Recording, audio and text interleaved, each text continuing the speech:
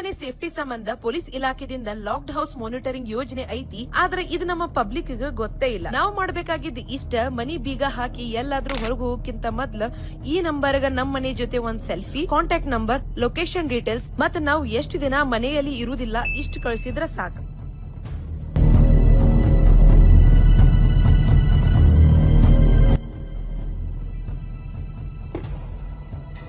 ಮಾಲ್ಮೂರ್ತಿ beet Charlie control ಮಾತಾಡ್ತಾ ಇದ್ದೀನಿ.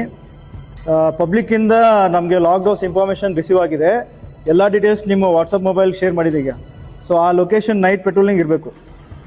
Police ಇಲಾಖೆಯಿಂದ ನಮ್ಮ ಮನೆ ಸೇಫ್ಟಿಗಾಗಿ ಪೊಲೀಸ್ ಅವರು ಫ್ರೀಕ್ವೆಂಟ್ಲಿ ಪೆಟ್ರೋಲಿಂಗ್ ಮಾಡುತ್ತಾ ನಮ್ಮ ಮನೆ ಮೇಲೆ ಕಾಳಜಿ ವಹಿಸುತ್ತಾರೆ.